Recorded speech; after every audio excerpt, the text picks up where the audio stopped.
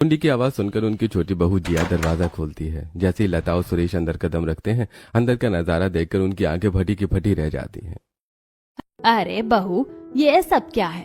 ये हमारा ही घर है या मैं कोई सपना देख रही हूँ? लता का पुराना घर आज किसी महल की तरह सजा हुआ था। घर में हर तरफ टिमटिमाती हुई सुंदर लाइट्स लगी थी। दीवारों पर रिबन और फूलों की सजावट की गई थी और सुंदर चटाई बिछी हुई थी, जिसमें पनीर टिक्का, स्प्रिंग रोल, गोलगप्पे, चाट, शाही पनीर, मलाई कोफ्ता, बटर नान, तंदूरी रोटी, चिकन बिरयानी, तरह तरह के ग्रीन सैलेड और मिठाइयों में गाजर का halwa, jalebi, ice cream, cake, custard, mocktail, pizza, pasta, हर तरह का खाना था। अरे भाई, इतना सारा खाना, और वो भी हम गरीबों के घर में। ये तो किसी अमीर के घर की दावत लग रही है। ये 56 भोग हमारे घर में कैसे आ गई? माँ जी, बाबूजी, ये सब आपकी इस प्यारी बहू जिया ने किया है। उसी ने आप लोगों के लिए ये अमीरों वाली दावत तैयार की है। काजल की बात सुनकर सभी जिया को हैरान होकर देखने लगते हैं। आखिर जिया ने अपने ससुराल में इतनी बड़ी अमीरों वाली दावत कैसे रखी, और ये अमीरों वाली दावत किस खुशी में रखी गई है, ये जानने के लिए चलिए हम समय में थोड़ा पीछे चलते हैं। अरे बेटा, तू कितनी मेहनत करती, पूरा घर का काम करने और खाना पकाने के बाद तू इस सिलाई मशीन पर बैठ जाती है। थोड़ा तो अपने शरीर को आराम दे दिया कर मेरी बच्ची। गर्मी का समय था। जिया अपने कच्चे घर में बैठी पसीने से लथपथ सिलाई मशीन पर लगातार कपड़े सिल रही थी। तभी जिया के माता पिता खेत से काम करके लौटते हैं। माँ, अगर मैं मेहनत नहीं करूँगी तो कौन करेगा? आप और बाबूजी भी तो इतनी गर्मी में खेत में काम करते हैं। लेकिन मेरी बच्ची, आप लोग भी तो मेरी शादी के लिए इतनी मेहनत कर रहे हैं। मैं अपने घर वालों को ऐसे अकेले मेहनत करने के लिए थोड़ी छोड़ दूंगी। अरे भाग्यवान, तुम इतनी परेशान क्यों होती हो? तुम अपनी बेटी को जानती नहीं हो क्या? वो कितनी मेहनती और होनहार है। आप बिल्कुल सही कह रहे हैं जी। हमारी बेटी तो लाखों में एक है। इतनी संस्कारी और परिवार को साथ लेकर चलने वाली लड़की जिस घर में जाएगी, वो घर तो सच में स्वर्ग बन जाएगा। इस तरह जिया के मम्मी पापा उसे थोड़ी बातचीत करते हैं और कुछ समय बाद जिया की शादी हर्ष से हो जाती है और वो अपने ससुराल आ जाती है। अगले दिन जिया की पहली रसोई थी। जिया सुबह जल्दी उठकर नहा धोकर रसोई में जाने के लिए तैयार होती है। माँ जी, आज मेरी पहली रसोई है। आप बता दीजिए कि खाने में क्या बना दूं? बहू, तुम तो देख ही रही हो कि हमारी आर्थिक स्थिति कुछ खास अच्छी नहीं है। रसोई में थोड़ी सी सूजी रखी है, तुम उसी से सबके लिए हलवा और पूरी सब्जी बना देना। हमारे घर के लिए वही बहुत है। जी ठीक है माँ जी। जिया रसोई में जाती है। वो खाना बनाने जाती है कि तभी उसकी नजर एक प्लास्टिक में बचे हुए थोड़े से चावलों और बर्तन में रखे थोड़े से दूध पर पड़ती है। क्यों ना मैं इन बचे हुए चावलों और दूध का इस्तेमाल करके सबके लिए खीर बना दूं? ये सबको बहुत पसंद आएगा। जिया बहुत ही मन से खीर, पूड़ी और थोड़ी सी आलू की सब्जी बनाती है। जब सब लोग खाने के लिए बैठते हैं तो जिया सबको खाना परोसती है। खीर का पहला चम्मच खाती ही रितु खुश हो जाती है। वाह भाभी, आपके हाथों में तो जादू है। मैंने अपनी जिंदगी में इतनी स्वादिष्ट खीर कभी नहीं खाई। ये तो बहुत ही टेस्टी है। अरे बहू, मैंने तो तुझे हलवा बनाने को कहा था। तूने ये इतनी स्वादिष्ट खीर कैसे बना दी? हमारे घर में तो दूध भी बहुत कम था। माँ जी, वो प्लास्टिक में चावल बचे थे और थोड़ा सा दूध था। मैंने सोचा कि कुछ मीठा और अच्छा बना दूं ताकि आप सबको पसंद आए। सच में हमारी बहू तो बिल्कुल अन्नपूर्णा का रूप है। घर में कुछ ना होने के बाद भी तूने अपनी पहली रसोई में हमें इतना अच्छा खाना खिलाया है। तेरे हाथों में सच में हुनर है। लता जिया की तारीफ कर ही रही थी कि तभी सुरेश अपनी जेब से कुछ पैसे निकालते हैं। ये ले, तेरी नेक। घर के सभी लोग जिया को थोड़ा थोड़ा नेक देते हैं। जिया नेक लेकर बहुत खुश हो जाती है और घर के कामकाज में लग जाती है। ऐसे ही दिन गुजरते हैं। अब धीरे धीरे जिया अपने ससुराल में ढलने लगी थी। वो अपनी जेठानी काजल के साथ मिलकर घर का काम करती और सब्जी लाने भी जाती थी। एक दिन जब दोनों सब्जी लेकर लौट रही थी तब देख रही हो जिया, ये कितना बड़ा बैंक्वेट है। शायद किसी ने यहाँ बड़ी दावत रखी है।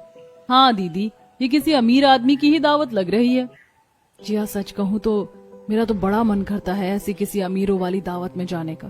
काश कोई हमें भी अमीरों वाली दावत देता। ना तो कोई हमें दावत देते हैं और ना हमारे पास इतने पैसे हैं कि हम दूसरों को दावत दे सकें।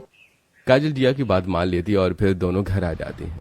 रात में दोनों देवरानी जेठानी मिलकर आलू की सब्जी और रोटी बनाती हैं, जिसे देखकर हर्ष मुंह बना लेता है। क्या आप लोग भी रोज रोज वही सब्जी बनाती रहती हैं? कभी कुछ और नहीं बना सकती हैं क्या? बेटा, तुम तो जानते हो कि तुम्हारे भैया की ज्यादातर सैलरी तो चिंटू की पढ़ाई में खर्च हो जाती है और बाकी पैसों से घर चलाना बहुत मुश्किल होता है। हाँ माँ, मैं जानता हूँ, लेकिन क्या करूँ, कभी कभी कुछ अच्छा खाने का मन कर जाता है। हर्ष उदास होकर खाना खाता है और फिर सभी सो जाते हैं। एक दिन दोपहर के समय ऋतु रो रही थी। जिया उसे रोता हुआ देखती है। क्या हुआ ऋतु, तुम रो क्यों रही हो? देखिए ना भाभी, मेरा ये सूट साइड से फट गया है। मुझे भी ट्यूशन पढ़ाने जाना था, मेरे पास पहनने के लिए और कुछ भी नहीं है। अब मैं क्या पहन कर जाऊंगी? बस इतनी सी बात, तुम बिल्कुल चिंता मत करो। लाओ ये सूट मुझे दो, मैं इसे अभी ठीक कर देती हूँ। जिया मायके से अपनी सिलाई मशीन लेकर आई थी। वो तुरंत मशीन पर बैठती और बहुत ही सफाई से फटी हुई जगह पर एक सुंदर सी लेस लगा देती है और सूट के डिजाइन को ही बदल देती है। देखते ही देखते वो फटा हुआ सिंपल सा सूट एक डिजाइनर सूट जैसा लगने लगता है। वाह भाभी, आपके हाथों में तो जादू है। आपने खाना बनाने के अलावा कपड़े सिलने में भी महारत हासिल कर रखी है। ये तो पहले से भी ज्यादा सुंदर लग रहा है। ऋतु खुशी खुशी वो सूट पहनकर ट्यूशन पढ़ाने चली जाती है। जिया वापस अपनी मशीन पर बैठकर घर के दूसरे कपड़े ठीक करने लगती है। जिया कपड़े सिल रही थी कि तभी दरवाजे पर हर्ष के बुआ जी आती हैं। बुआ जी बहुत ही अमीर थी और उन्हें अपने पैसों का बहुत घमंड था। अरे बुआ जी, आप इतने दिनों बाद आई हैं, अंदर आइए ना, दरवाजे पर क्यों खड़ी हैं? नहीं नहीं लता, मुझे अंदर नहीं आना। तुम्हारे इस सीलन भरे घर में मेरा दम घुटता है। बुआ जी, आप इतनी दूर से आई हैं, 2 मिनट बैठिए, मैं आपके लिए चाय और नाश्ता लेकर आती हूँ। चाय और नाश्ता रहने दे बहू, मुझे पता है तेरे इन गरीब सास ससुर की हैसियत चाय के साथ देने के लिए इनके पास 2 रुपए वाले बिस्किट के पैकेट के पैसे भी नहीं होंगे। मैं तो यहाँ बस ये बताने आई थी कि मेरे बेटे का प्रमोशन हुआ है, तो हमने एक बहुत बड़ी पार्टी रखी है, तुम सब भी आ जाना। लेकिन दीदी जी, आना जरूर, मैंने बहुत बड़ी अमीरों वाली दावत रखी है। तुम लोगों ने तो कभी सपने में भी इतने पकवान नहीं देखे होंगे। चलो मैं चलती हूँ, मुझे और भी रिश्तेदारों के यहाँ जाना है। कामिनी बिना अंदर आई ही दरवाजे से चली जाती है। पीछे खड़े हर्ष ने यह सब सुन लिया था और वो बहुत गुस्से में आ जाता है। माँ, आपको क्या जरूरत थी उन्हें अंदर बुलाने की? हाँ, क्या आप नहीं जानती कि वो हमेशा हमारा अपमान करने का ही मौका ढूंढती हैं?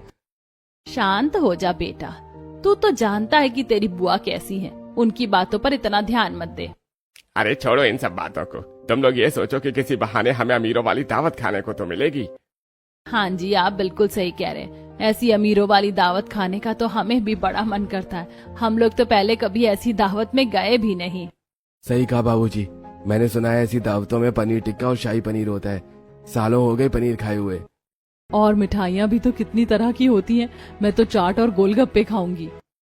अरे मैं तो वहां जाकर कम से कम 2 प्लेट भरकर चिकन बिरयानी अकेले ही खा जाऊंगा। ये सब बुआ जी की बातों का अपमान भूलकर सिर्फ उस शानदार खाने के सपने देखने लगते हैं जो उन्हें वहां मिलने वाला था। जिया ये सब चुपचाप खड़ी देख रही होती है। उसे अपने परिवार की इस मजबूरी और खाने के प्रति इस तरस को देखकर बहुत दुख होता है। मेरे ससुराल वाले अमीरों वाली दावत खाने के लिए कितना तरस रहे हैं। बस बुआ जी की पार्टी अच्छी रहे। अगले दिन पूरा परिवार अपने सबसे अच्छे कपड़े पहनकर बुआ जी की पार्टी में जाते हैं। पार्टी एक बहुत बड़े और आलीशान बैंक्वेट हॉल में थी। बाप रे, इतनी बड़ी दावत में जाने का मेरा तो बड़ा मन करता था। आज तक मैं कभी ऐसी जगह नहीं गई। हाँ, मैं भी आज पहली बार आया हूँ। चलो आज जमकर खाएंगे। वो लोग अंदर जाते हैं। वहाँ सच में बहुत शानदार बुफे लगा हुआ था। मुझे तो पहले ही लग रहा था कि हमें यहाँ नहीं आना चाहिए था। यहाँ देखो कितने हाई फाई लोग आए हैं। सबने कितने महंगे और चमकते हुए कपड़े पहने हैं और एक हम हैं जो। पार्टी में हर तरफ महंगे कपड़े पहने हीरे जवाहरात से लदे हाई प्रोफाइल मेहमान नजर आ रहे थे। वेटर महंगी महंगी डिशेज सर्व कर रहे थे। इन सब के बीच में लता और उसके परिवार वालों ने बहुत ही साधारण और पुराने कपड़े पहने थे। सही कह रही है माँ जी आप, सब लोग हमें ही घूर रहे हैं। अरे चुप करो ना सब। वो लोग पैसे वाले हैं तो उनके कपड़े तो अच्छे होंगे ही। अब हमारे पास इतने पैसे नहीं है तो हमारे पास जो है हम वही पहनेंगे ना। सुरेश की बात सुनकर जिया अपनी जेठानी काजल का हाथ पकड़कर उसे सांत्वना देने लगती है। भाभी आप परेशान मत होइए, कपड़ों से कुछ नहीं होता है। हम यहाँ बुआ जी की खुशी में शामिल होने आए हैं। दावत का आनंद लेंगे और चुपचाप चले जाएंगे। बहुत सही कह रही है। जिंदगी भर हमने गरीबी और संघर्ष ही देखा है। रूखी सूखी खाकर दिन काटे हैं। आज कामिनी ने बुलाया है तो चलो आज हम भी अमीरों वाली दावत का स्वाद चख ही लेते हैं। हाँ दादाजी, मैंने तो बाहर पोस्टर में देखा, अंदर बहुत बड़ा केक और बहुत सारी मिठाइयाँ हैं। मुझे तो बहुत तेज भूख लगी है। हाँ मेरे शेर, आज तो खूब पेट भर के खाना। पूरा परिवार धीरे धीरे बैंक्वेट के अंदर आते हैं। हर्ष के हाथ में एक छोटा सा गिफ्ट बॉक्स था। वो अपने गिफ्ट बॉक्स को देखकर परेशान होते हुए कहता है, बस मुझे इस बात की चिंता है कि हमारा ये छोटा सा गिफ्ट बुआ जी को कैसा लगेगा। हमने थोड़े थोड़े पैसे जोड़ कर ये लिया है और यहाँ के हिसाब से ये बहुत मामूली है। भैया, गिफ्ट की कीमत नहीं, देने वाले का प्यार देखा जाता है। आप परेशान मत होइए। ऋतु और हर्ष बातें कर रहे थे। कामिनी दूर से इस परिवार को आते हुए देखती है। अपने भैया भाभी को देखकर उसके चेहरे पर एक अजीब सी बनावटी मुस्कान आ जाती है। कामिनी उनके पास आती है। अरे आ गए तुम लोग? मुझे तो लगा था कि शायद तुम लोग नहीं आओगे। बुआ जी, हम आपके लिए छोटा सा तोहफा लाए हैं। हाँ, गिफ्ट तो काफी छोटा है ही है। खैर चलो अंदर आओ, क्या जरूरत थी ये सब फॉर्मेलिटी करने की, ऐसे ही खाली हाथ चले आते। दीदी, बेटे के प्रमोशन की बहुत बहुत बधाई। ये हमारी तरफ से एक छोटा सा तोहफा है। हमारी हैसियत के हिसाब से जो बन पड़ा हम ले आए। कामिनी उस गिफ्ट को बहुत ही अजीब नजरों से देखती है। वो गिफ्ट को अपने हाथ में लेती है और बिना उसे खोले दूसरे सेकंड बड़ी बेरुखी से अपने पास खड़े एक नौकर की तरफ बढ़ा देती है। ए रामू, इसे ले जाओ और सारे गिफ्ट्स के साथ रख दे। पता नहीं अंदर क्या भर के लाए होंगे। कामिनी की हरकत देखकर सुरेश और उसके पूरे परिवार का चेहरा उतर जाता है। काजल गुस्से से मुट्ठी भींच लेती है। वो गुस्से में समीर के कान में फुसफुसाते हुए कहती है, बुआ जी को देखिए, हमने पेट काट कर इतने प्यार से उनके लिए गिफ्ट खरीदा था, देखने तक की जहमत नहीं उठाई और सीधे नौकर को दे दिया। कैसे अपमान कर रही है हमारा। अरे चुप रहे, इतनी भीड़ है, कोई सुन लेगा तो हमारा तमाशा बन जाएगा। बाद में देख लेंगे, क्या बात है। पार्टी चल रही थी। परिवार के सभी लोग एक कोने में खड़े थे और अमीरों वाली दावत खाने का बेसब्री से इंतजार कर रहे थे। तभी कामिनी वहां आती है और लता के पास खड़ी हो जाती है। वो परेशान होने का नाटक करते हुए कहती है, अरे लता, आज तो बहुत बड़ी परेशानी हो गई है। क्या हुआ दीदी, सब ठीक तो है ना? क्या बताऊं, बावर्ची को असिस्ट करने वाले 2 लोगों की अचानक तबीयत खराब हो गई। अब वो बेचारा अकेला अंदर सब कैसे संभालेगा? बाहर मेहमानों को पानी और स्टार्टर कौन देगा? लता, तू एक काम करना, अपनी इन दोनों बहुओं के साथ जरा अंदर जाकर बावर्ची की मदद कर दे और बाहर पानी वानी का इंतजाम देख ले। दीदी, ये आप क्या कह रही हैं? हमारी बहुएं तो यहाँ मेहमान बनकर आई हैं।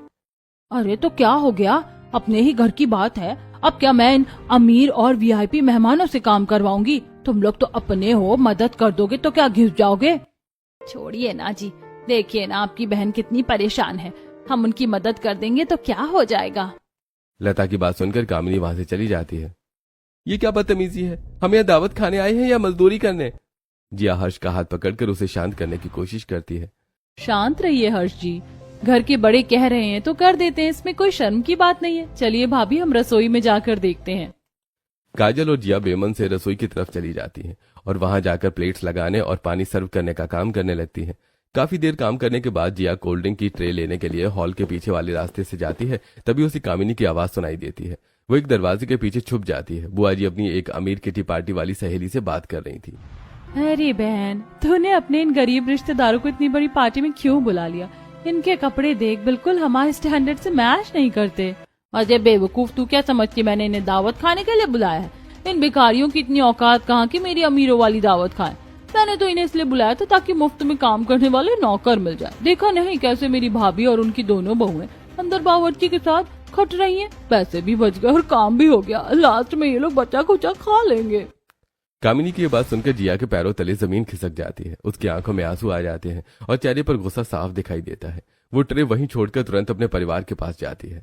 माँ जी, बाबूजी, हमें अभी इसी वक्त यहाँ से चलना चाहिए। क्या हुआ बहू, तू इतनी परेशान क्यों है? माँ जी, बुआ जी ने हमें यहाँ कोई दावत खिलाने नहीं बुलाया।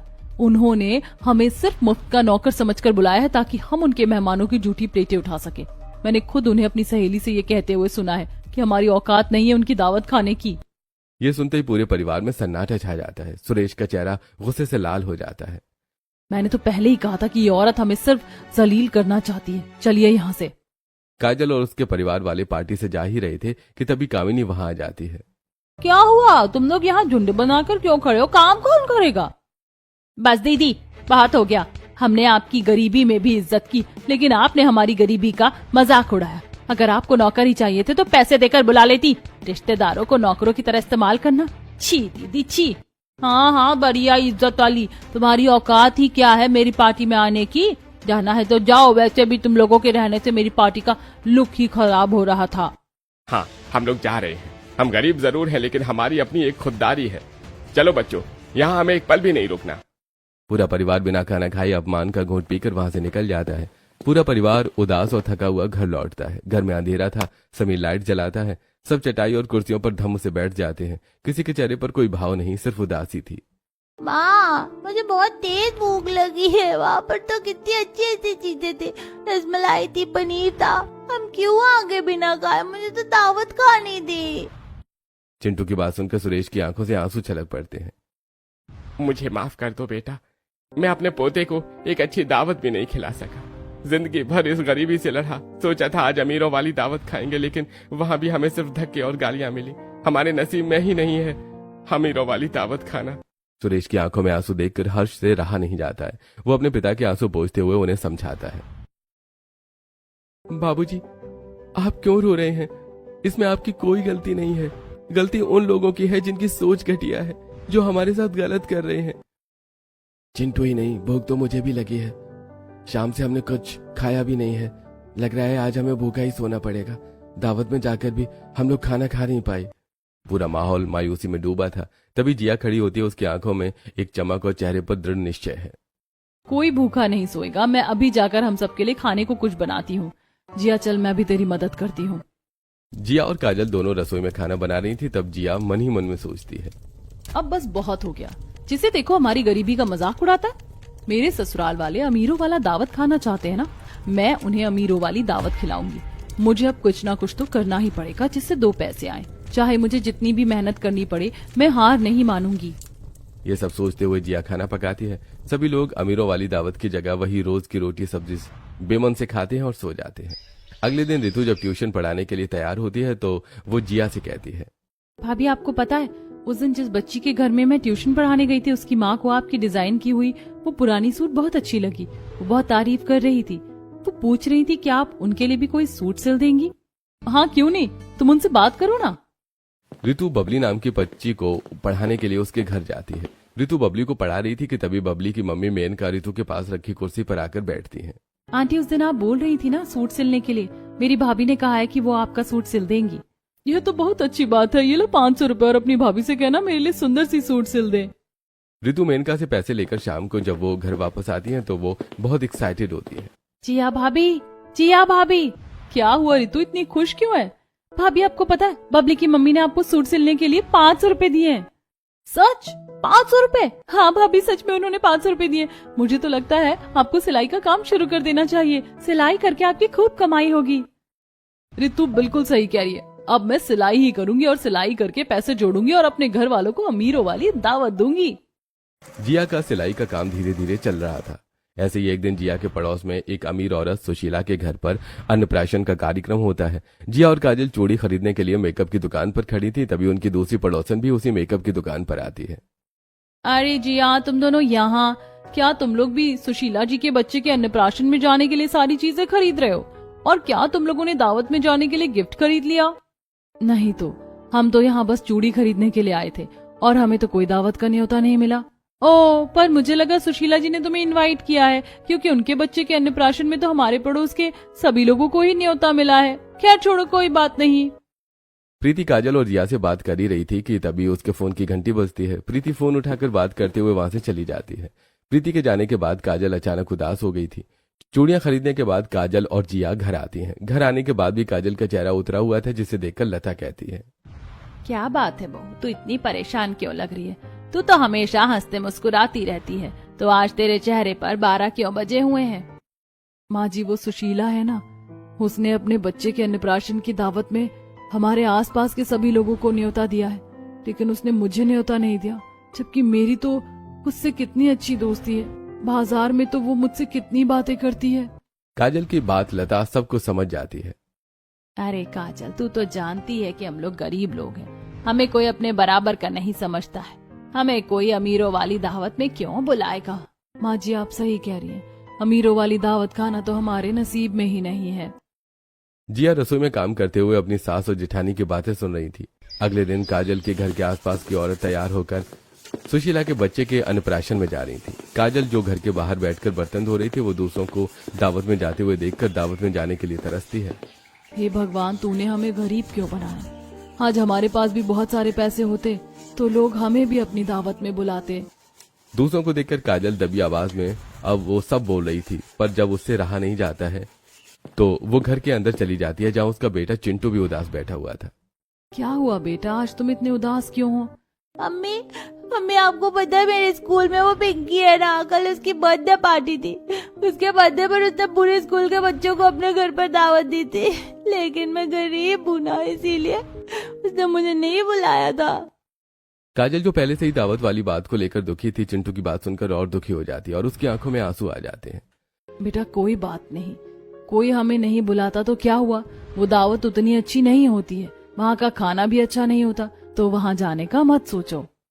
काजल चिंटू को बहलाने की कोशिश करती है, पर काजल और चिंटू को इस तरह उदास देखकर जिया मन ही मन बहुत दुखी होती है।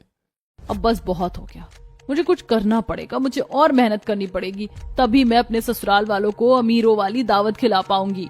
ये सोचते हुए जिया रितु के पास जाती है। रितु, मुझे लगता है कि हमें घर घर जाकर औरतों को बताना होगा कि मैं सिलाई करती हूँ, तभी मुझे ज्यादा काम मिलेगा। हाँ भाभी, आप बिल्कुल सही कह रही है, मुझे भी लगता है कि आपका ये आइडिया काम करेगा। हम लोग शाम को घर घर जाकर तभी औरतों को बता देंगे कि आप सिलाई करती हैं। शाम के वक्त जिया और रितु दोनों घर घर जाकर जिया के सिलाई करने के बारे में सभी औरतों को बताते हैं। धीरे धीरे जिया को ज्यादा काम मिलने लगता है और वो दिन रात कपड़े सिलने लगती है। जिया को इतनी मेहनत करते देखकर रितु एक रात उसके पास आती है। इस वक्त भी जिया सिलाई कर रही थी। भाभी, आप इतनी मेहनत क्यों कर रही हैं? मैं देख रही हूँ कुछ दिन से आप ठीक से ना खाती हैं ना सोती हैं, बस सिलाई करती रहती हैं, क्या बात है बताइए। वो रितु, तुम और बाकी घर वाले अमीरों वाली दावत खाने के लिए कितना तरसते हो, मुझे ये सब देखकर अच्छा नहीं लगता। मैंने सोच लिया है कि अब मैं आप लोगों को अमीरों वाली दावत खिला कर ही रहूंगी, चाहे मुझे कितनी ही मेहनत क्यों ना करनी पड़े। भाभी, आप हमारे लिए इतना सोच रही हैं, मुझे भी सिलाई और कढ़ाई आती है, मैं भी आपकी मदद करूंगी, मैं तुरपाई करूंगी, आप कपड़े सिलना। ठीक है नंद जी, आप जैसी नंद तो हर किसी को मिलनी चाहिए। अब जिया और रितु दोनों मिलकर सिलाई करती हैं। ऐसे दिन गुजरते हैं, दोनों ने सिलाई करके काफी पैसे जमा कर लिए थे। एक दिन लता दोपहर के वक्त अपने पुराने बक्से को साफ कर रही थी कि तभी बक्से में उसके और उसके पति की एक पुरानी फोटो निकलती है। अरे माँ जी, ये कब की फोटो है? इसमें आप और ससुर जी तो बहुत जवान लग रहे हैं और आप तो बिल्कुल साहिरा बानो जैसी लग रही हैं। जी तुम भी ना, ये तो मेरी शादी के टाइम की तस्वीर है। इस बार मेरी शादी को 35 साल पूरे हो जाएंगे, 3 दिन बाद ही तो हमारी शादी की सालगिरह है। क्या सच में माँ? हाँ बेटा, हम लोग तो ठहरे गरीब, हम लोग तो पार्टी दे नहीं सकते। अगर मेरे पास पैसे होते तो मैं अपनी 35वीं शादी की सालगिरह में अमीरों वाली दावत करती। लता की बात सुनकर जिया के दिमाग की घंटी बजती है। अपने ससुराल वालों को अमीरों वाली दावत देने का इससे अच्छा मौका हो ही नहीं सकता है। जिया अपने घर के कामों में लग जाती है। रात में जब उसके ससुर और सास सो जाती हैं, तो वो मिशन 35 सालगिरह शुरू करती है और अपने जेठ जेठानी नंद पति से बात करती है। 3 दिन बाद महापिताजी की 35वीं सालगिरह है। मैं उन्हें उनके सालगिरह पर अमीरों वाली दावत देना चाहती हूँ, लेकिन ये सरप्राइज रहेगा। ये आइडिया तो बहुत अच्छा है, हम भी तुम्हारी मदद करेंगे। सभी लोग जिया के आइडिया से खुश होते हैं और उसका साथ देने के लिए मान जाते हैं। अगले दिन से परिवार के सभी लोग सुरेश और लता से बचते बचते दावत की तैयारी में लग जाते हैं। जिया और काजल राशन की दुकान पर राशन वाले को राशन की लंबी लिस्ट दे देती हैं। ये सब करते हुए लता उन्हें देखती है। जब दोनों घर आती हैं तब, अरे बहू, तुम दोनों राशन की दुकान पर क्या खरीदने गई थी और राशन कहाँ है? वो माँ जी, वो हम लोग तो तिल खरीदने के लिए गए थे, लेकिन राशन वाले के पास तो तिल था ही नहीं। जिया लता से झूठ बोल देती। रितु भी लाइटर खरीदने के लिए बच्चों को पढ़ाने के बहाने घर से जल्दी निकल जाती है। अपने परिवार वालों के ये बदले व्यवहार को देखकर रात में लता सुरेश से बात करती है। सुनिए ना जी, मुझे लग रहा है ना कि ये बच्चे हमसे छुपा कर जरूर कुछ कर रहे हैं, मुझे तो शक हो रहा है। अरे भाग्यवान, तुम्हें तो जासूसी में होना चाहिए। इस उम्र में भी तुम्हें जासूसी जो सूझ रही है। बच्चे कुछ नहीं कर रहे, तुम चिंता मत करो, आराम से सो जाओ और मुझे भी सोने दो।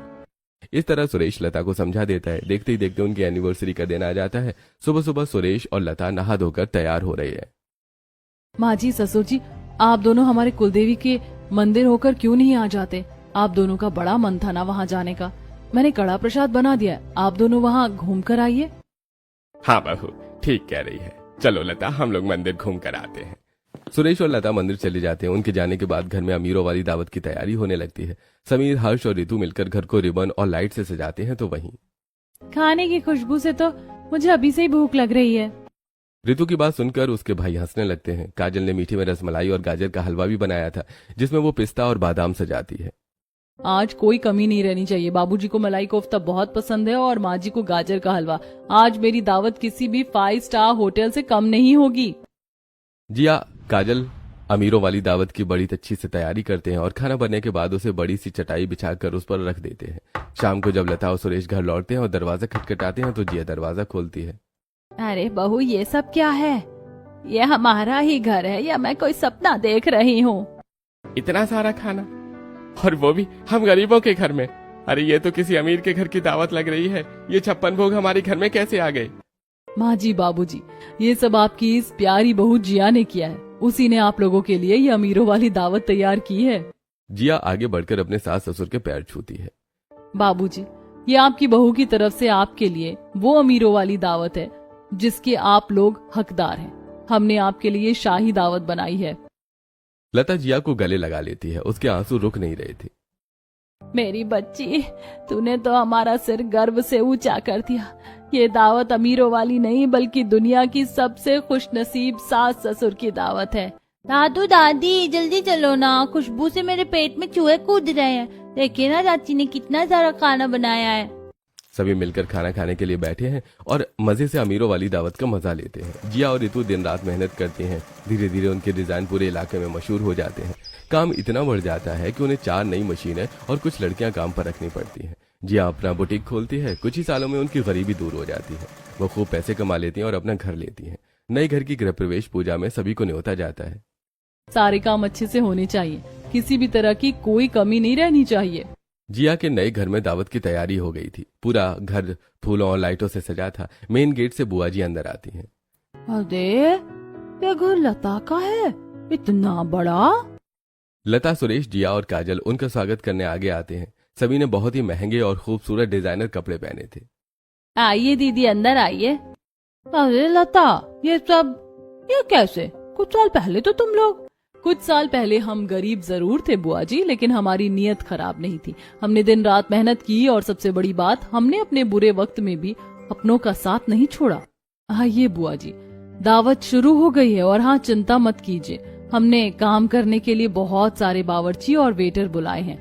आपको या आपकी सहेली को यहाँ कोई काम नहीं करना पड़ेगा। बुआ जी को अपनी पुरानी बात याद आ जाती है। उनका सिर शर्म से झुक जाता है। मुझे माफ कर दे लता, पैसे के घमंड में मैं ये भूल गई थी कि इंसान की असली दौलत उसका परिवार और उसकी मेहनत होती है। अरे कोई बात नहीं दीदी, इंसान गलतियों से ही सीखता है।